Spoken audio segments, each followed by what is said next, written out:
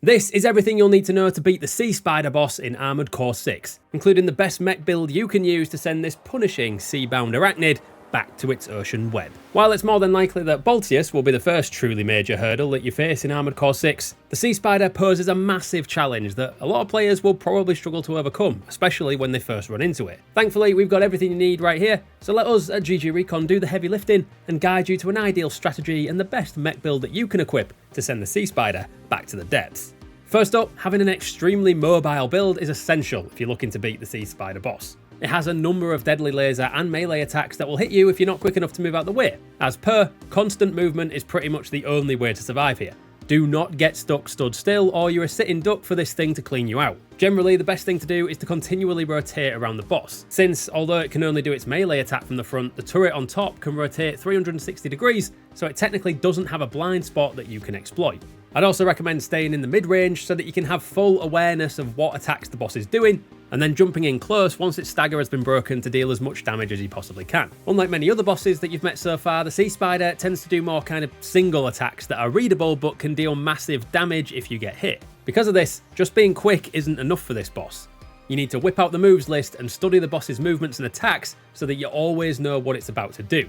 It is, after all, the FromSoft way. The main attacks that you have to watch out for are the double laser shot, the charged laser, and the melee slam attack. For the double laser, you'll want a quick boost to the side about a second after you hear the double beep sound cue, and then dodge again the same way just after your first dodge. The charged laser will usually start away from you and then move anti-clockwise in your direction. A single jump will avoid the attack, but its charge up is very easily mistaken for the double laser, so you need to be careful not to get it wrong in the heat of the moment. And finally, the melee slam has a long wind up where the boss stands on its hind legs just before slamming its front down. The attack doesn't track very well, so your best course of action is to quick boost diagonally forward so that you can end up behind the boss, as it won't be able to turn around quick enough to catch you. And you can throw in a couple of attacks of your own to get some damage and stagger off while it recovers. Things get even trickier though when it reaches its second phase at around 30% HP. For this phase, it'll extend its legs and start flying in the air, and you'll want to try and do the exact same thing. Stay in the air as much as possible, while maintaining enough boost energy to quick boost when you need to. I wouldn't recommend flying up to get close to the boss while it's at its highest point, since it will just drop down again, which makes it much easier to hit. When it's far away from you, just make sure to use your ranged weapons to keep the damage up, and since you're so far away, you should be able to relatively easily dodge any incoming attacks. It'll also charge up an attack from its core at certain points during this phase, indicated by the red electricity buildup and the double beep sound cue. To avoid this attack, just make sure you're in the air. It's going to hit a large area of effect on the ground, which makes it easy to dodge, but devastating if you get caught out while you're staggered. And then probably its most dangerous attack is its melee in this phase. You'll know it's coming when it starts turning at an angle and starts spinning quickly. At this point, you'll either want to fly high enough to be over the top of the boss when it gets within range of you, or stay on the ground and use quick boosts to get clear of the attack. Either way does work, but I found more success going up and over than round.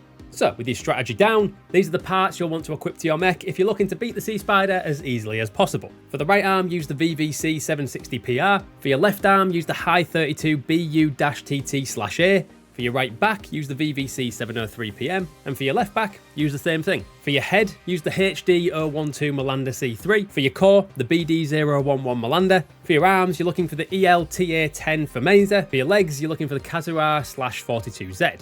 For your booster, you're looking for the Alula/21E. For your FCS, the FC-006 Abbott. For your generator, the VP-20S. And for your expansion, Terminal Armor.